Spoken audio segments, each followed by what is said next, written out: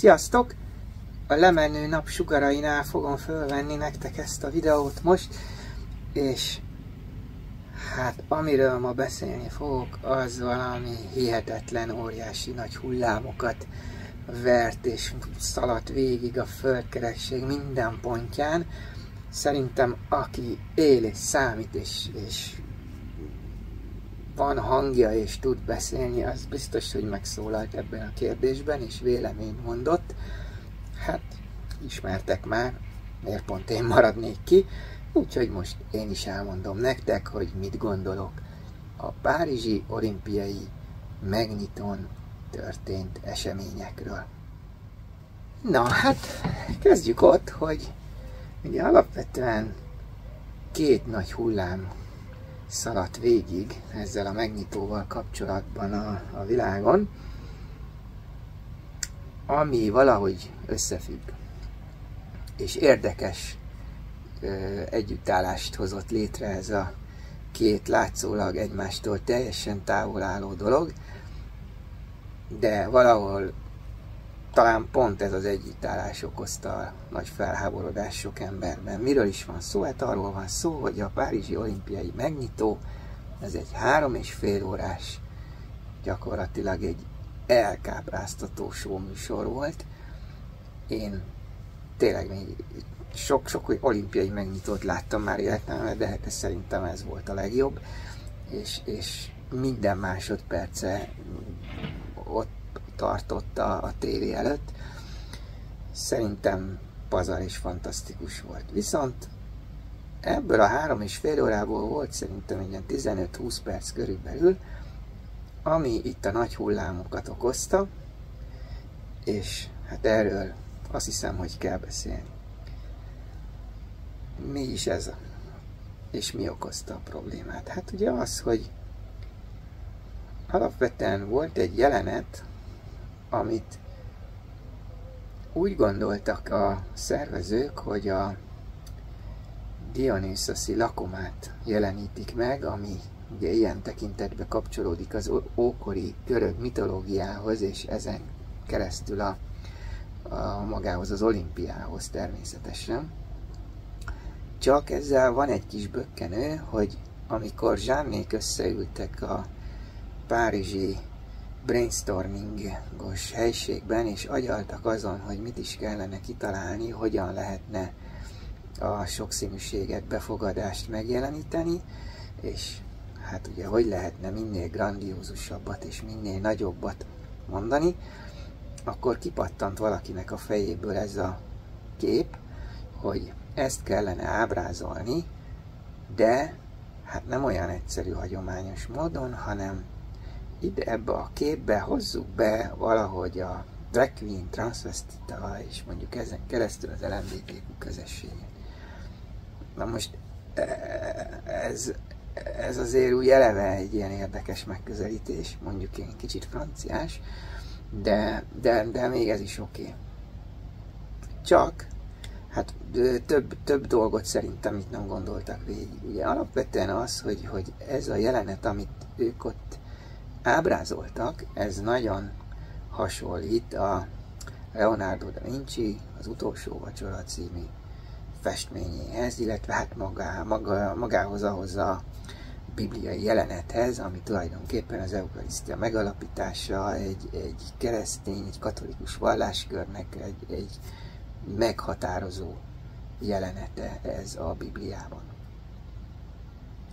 Most ezzel nekem az a gondom, hogyha így összekeverjük ezt az egészet, és ebből próbálunk egy ilyen sokszínűséget bemutatni, akkor az nem biztos, hogy az eredeti üzenet az mindenkinél célt ér, és ezt egyformán fogja tudni értelmezni, meg megérteni. Tehát én nem vagyok egy professzionális kommunikációs szakember, de én úgy gondolom, hogy az üzenetnek annak egyértelműnek kell lenni, célzottnak kell lenni, és azt jó, hogyha azt a hatást, vagy azt a dolgot váltja ki, aminek az egésznek a célja volt eredetileg, hogy miért küldtük azt az üzenetet ahhoz a társadalmi csoporthoz. Na most ebben a tekintetben, hogy ebbe a brainstorming szobába senkinek az ég egyatt a világon fel nem merült az, hogy itt van azért a keresztény kultúrkörben, a katolikus emberek körében egy olyan, hát azért azt lehet mondani, egy jelentős társadalmi csoport, akik ezt nem biztos, hogy egyformán fogják tudni értelmezni, meg feldolgozni, és ugyanúgy értik, ugyanazt értik ez alatt, és hogy ez nem valami olyasmi, hogy meghúzzuk az oroszlán bajszát, és földobunk egy magas labdát, amit utána nyilván ezek a kultúrkörök hát leütnek, és valahogy visszacsapják az arcunkba. Tehát én úgy gondolom, hogy itt eleve egy kicsit ezt azért jobban át kellett volna gondolni, ezt a dolgot. A másik az, hogy ide belekeveredett ez az egész drag queen, transvestita dolog, ami megint csak azért valahol azt lehet mondani, az LMBTQ közösségnek a reprezentációja azért itt megkérdőjelezhető erősen ebben a dologban, meg a maga a sokszínűség is. Mert én azt értem, és most már azt látom tendenciaként így a Pride-okat is figyelve, akár a világ minden tájáról, vagy itt Budapesten is, és erről készítettem már korábban egy videót, hogy valahogy most az a tendencia az LMBTQ csoporton belül, vagy a támogatók körében is, hogy minél hangosabban, minél extrémebben, minél figyelemfelhívóbban kommunikáljuk azt, hogy ha-hó, mi itt vagyunk, és igenis fogadjanak be minket, és fogadjanak el minket, és szüntessék meg a jogegyenlőtlenségeket és a diszkriminációt. Most itt is valahogy ezt tudtam nyomon követni, vagy utolérni, hogy ugyanezt történik, hogy az LMBTQ közösségen belül is egy nagyon kis csoportot gondoltak arra, hogy ők most akkor reprezentálják ezt a sokszínűséget. De hát az LMBTQ közösség, ahogyan benne van a betű szóban, hogy leszbikus, meleg, biszexuális, transzneműek, tehát ezek szerintem azért olyan tekintetben sokkal nagyobb csoportot reprezentálnak így a közösségen belül, mint mondjuk a queer, vagy a drag queen, vagy transvestita csoport.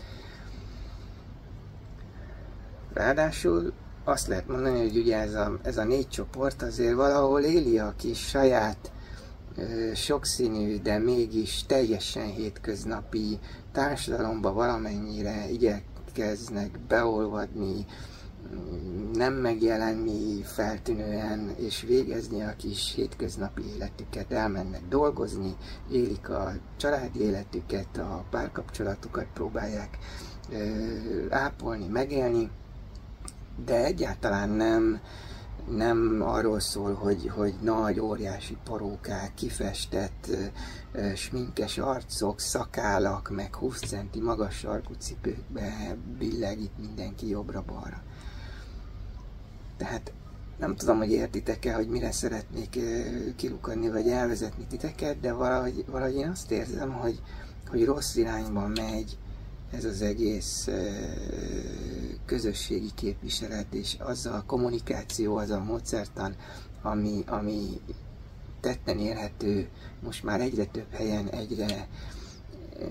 egyre több eseményen. Én úgy gondolom, hogy ez borzasztó káros, és egyre rosszabb irányba megy, ahelyett, hogy a társadalommal párbeszédet találnánk, az embereket tudnánk közelíteni egymáshoz, inkább azt érjük el, hogy az emberek távolodnak tőlünk, és egyre furcsább szemmel néznek ránk messziről. Holott az LMBTQ közösség tagjainak a nagyon nagy többsége az pont nem ilyen. Pont ugyanolyan hétköznapi emberek, mint azok, akik így néznek ránk.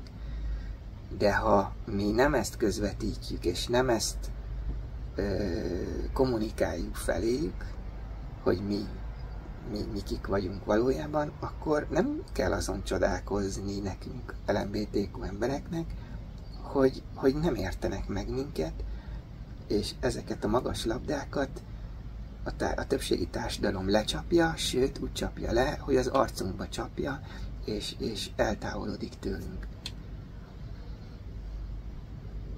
Mi lenne a jó megoldás, vagy szerintem, hogy lehetett volna akár ezt is kezelni, hogy ne csak kritizáljak, mert én nem szeretem azokat a kritikusokat, vagy kritizáló embereket, akik nem tesznek a kritikájuk mellé mondjuk egy megoldást, vagy azt nem mondják el, hogy ő szerintük hogy kellene. Hát én úgy gondolom, hogy ezt is például meg lehetett volna úgy csinálni, hogy valahogy, ha már nagyon ragaszkodnak ehhez a Dionysos lakomához, akkor ezt egy külön képben megjeleníteni, nem drag queen-ekkel, meg nem transvestitákkal, meg semmi ilyen LMBTQ közösséghez tartozó embereket nem kellett volna oda belekeverni, hanem lett volna ez egy külön kép, és én például csináltam volna, mert az egy nagyon jó és rendkívül üdvözítő dolog, hogy az LMBTQ közösséget is próbáljuk valahogy megjeleníteni és a sokszínűséget bemutatni a világnak, csak könyörgöm, úgy mutassuk már be, ahogy az tényleg az LMBTQ közösség megéli, meg ahogy az LMBTQ közösség reprezentálja a mindennapokban. Ne az extremitásokon keresztül próbáljuk bemutatni a közösséget, mert az szerintem nem vezet eredményre. Én úgy csináltam volna, ha már olimpia, meg ha már sport, például be lehetett volna mutatni egy valamilyen sportegyesületet, egy öltözőt, vagy egy olyan közösségi teret, ahol több ember is összegyűlik, lehetnek fiatalok, idősek, mindegy, sőt jobb lenne, ha többféle életkorból jönnének, természetesen ők férfiak, illetve lettek volna benne meleg, leszbikus, biszexuális, transznemű emberek is, és így lehetett volna reprezentálni egy LMBTQ közösséget. Na most ez így meg tudta volna jeleníteni azt a hétköznapi sokszínűséget, ami valójában mi vagyunk, és az már csak egy koreográfiai kérdés, hogy a befogadást hogy tesszük mellé, hogy milyen képet alkot, vagy milyen akciót, milyen eseményt csinál ez a csoport, ami be tudja mutatni azt, hogy miről szól a befogadás.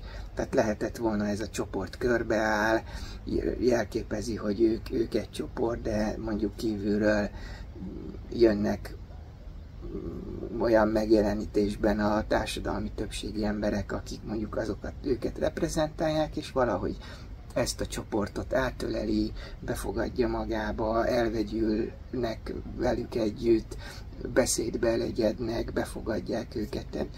Annyiféle szép, gyönyörű megjelenítése lehetett volna ennek a témának, hogy csak na. Itt tényleg már csak a képzelet szab határt. Itt egy dolog van, amire figyelni kellett volna, és a jövőbe kellene, hogy ne az extrémitásokkal, ne a harsánykodással, ne a szélsőséges megjelenésekkel próbáljuk a közösséget reprezentálni és bemutatni, és azt mondani, hogy na, ez a sokszínűség, akkor ezt tessék elfogadni. Mert ez így nem fog működni, és ahelyett, hogy közelednénk, inkább távolodni fogunk egymástól. Én, mint aktivista, folyamatosan ezt képviseltem az aktivizmusom során, és a jövőben is ezt fogom, hogy szerintem a nyugodt, higgadt, hétköznapi párbeszédek vezetnek eredményre az emberekkel, az vezet eredményre, hogy meghallgatjuk őket, a kérdéseikre választ adunk, és a saját példánkon keresztül mutatjuk be, hogy mit jelent a hétköznapi sokszínűség. Álljunk meg egy pillanatra, gondolkodjunk el ezen, és próbáljuk meg azt a módszert, amit én javaslok. Én nagyon örülnék annak, ha minél többen mellém állnának, megém állnának, vagy együtt csinálnánk, és ugyanazt képviselnénk, és ugyanazt mondanánk, és megpróbálnánk azt, hogy hát ha ez kicsit eredményesebb lesz, ez a módja a reprezentációnak, a társadalmi párbeszédnek, ezen keresztül a sokszínűség bemutatásának, és utána végül az elfogadásnak, a befogadásnak is. Hát, ha célt érünk ezzel. Lenne, ha megpróbálnánk. Gyertek velem, és próbáljuk meg együtt. Köszönöm, hogy megnéztétek ezt a videót. Sziasztok!